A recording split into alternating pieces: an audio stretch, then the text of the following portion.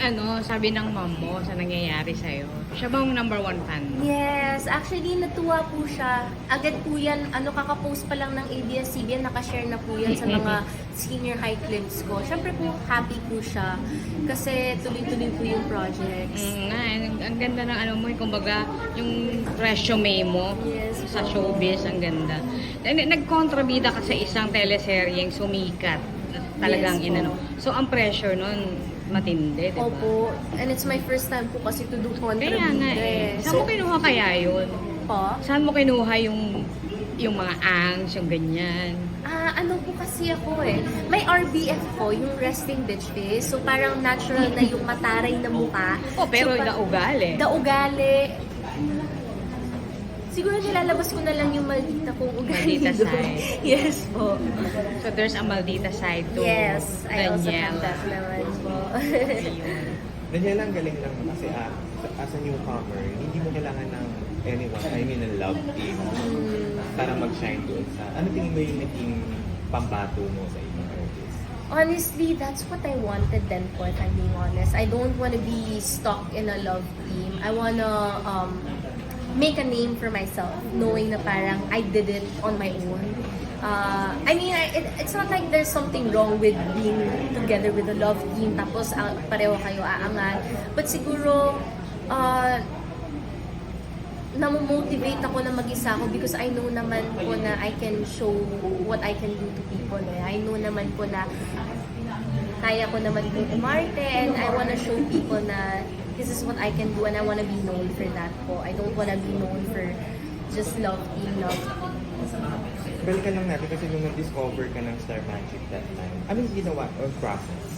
Para sa mga hindi nakakaalam. Nung naano ko, nakuha ko ni Star Magic was, I remember, May 2017. And then, na-launch ako February 2018. I think that was March 2018. So, wala pa pong 1 year na launch na ako ni Star Magic. And then, after that, before ako ma-launch, nag-workshop ako all those times. Tapos, after ko ma-launch, nag-pause po ako ng 1 year. Kasi nainip ka. Nainip, also po, I prioritize studies. I prioritized my high school po yun. Sabi ko, tatapusin ko na po yung high school ko. Tapos, yung pagbalik ko, that's when I had the make it with you.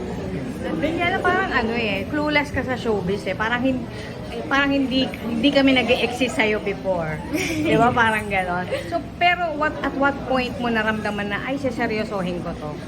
Ay, gusto ko na siya. Ano yung nag-trigger? Pero yung parang, Nasaseryosohin ko tong showbiz. Siguro, not naman na seryoso na magpapaka-showbiz ako. Siguro sineryoso ko siya because I see this as a long-time job, if I'm being honest.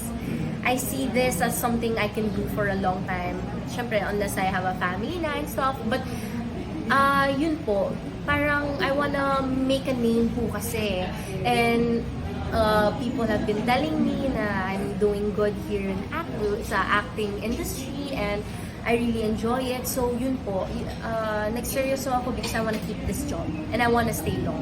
ano yung tawag dito? Anong klase artista ka? Yung gusto mo ba sumikat na wala ka na halos privacy? Or are you here for the art of it?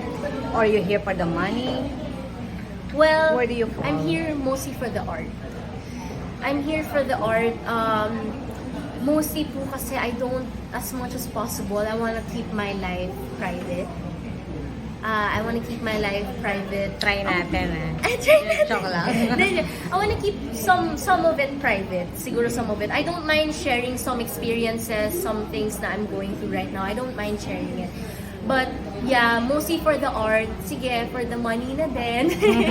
And yeah, kung sumikat, okay, like, thank you. Pag hindi, okay lang din po. For me, yun po yun. I don't mind. It's not for the fame sa akin. Okay, last na lang. Are you the kind who reward yourself? Ano yung una mong binili from your first talent fee? My first talent fee, Pwede mo i-disclose kung magkano yung talent you made first time? first time, okay, share ko, first time ko kumita ng pera was my first ASAP ever. Pwede ko kasi? Oo nga eh.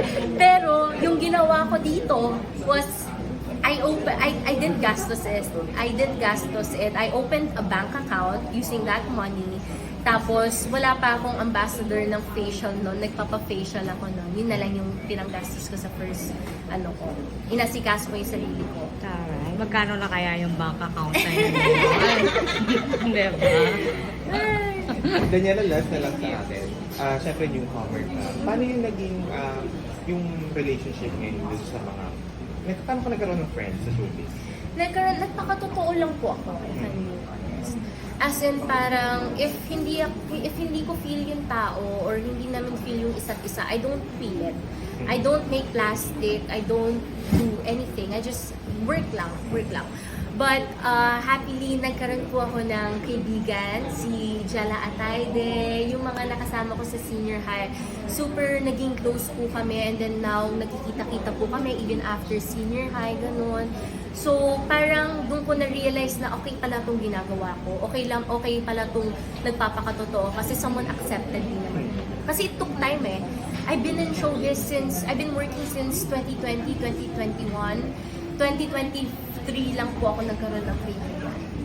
Medyo, ang dami na rin, not madami, pero ang dami na rin projects na daanan. Wala po akong nakilang kaibigan outside. Na yun lang. Marami nakakapansin, maganda ka, you have height. May chance ba na may nag-offer sa'yo bago ka mag-artista dati na mag-beauty pageant? Wala po. Bakit? I think, kasi parang ang nene pa ng itsura ko dun eh. Oh. Hindi pa ako parang, I look so young po.